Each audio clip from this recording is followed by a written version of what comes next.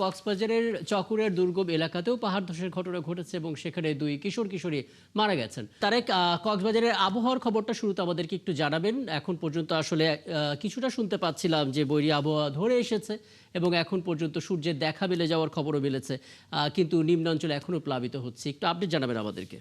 রাকিব, কক্সবাজারের চকরিয়া ও কিয়া এই দুটি উপজেলার বেশ কয়েকটি ইউনিয়ন প্লাবিত রয়েছে এবং সেখানকার রাস্তাঘাট তলিয়ে গিয়েছে, কিছু কিছু জায়গায় ভারী গড়েও পানি প্রবেশ করেছে। তাছাড়া যদি বলতে হয়, আজকেও পাহাড় ধসে মৃত্যুর খবর আছে কক্সবাজারে। চকরিয়ার হারবাঙে দুই শিশু পাহাড় ধসে মৃত্যু হয়েছে। আজকে ভোরে মূলত পাহাড় ধসে পড়লে সেই একই পরিবারের দুই শিশুর মৃত্যু হয় এবং এক নারীকে আহত অবস্থায় উদ্ধার করে হাসপাতালে নেওয়া হয়েছে, তিনি আহত আছেন। অন্যদিকে মধ্যরাতে মহেশখালী উপজেলার কালারমাঠ ছাড়ার চালিয়াতুলি এলাকায় পাহাড় ধসে একটি সেমি পাকা ঘর তলিয়ে গিয়েছে এবং সেখানে কোনো হতাহতের ঘটনা না ঘটলেও কিছুটা ক্ষয়ক্ষতি হয়েছে, সেই ঘর বাড়ি ভেঙেছে।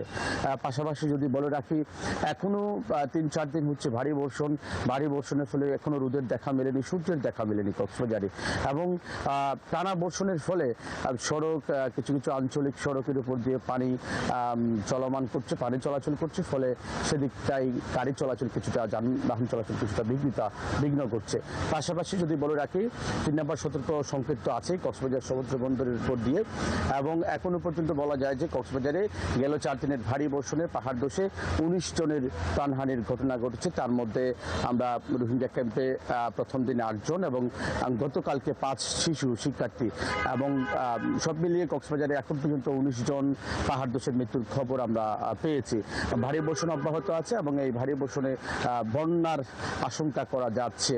রাকিব, অনেক ধন্যবাদ। নিশ্চয়ই আরও আপডেট আপনার কাছ থেকে ক্ষণে ক্ষণে পেতে থাকবো। ধন্যবাদ যুক্ত হওয়ার জন্য। কক্সবাজার থেকে আমাদের সহকর্মী যুক্ত হয়েছিল।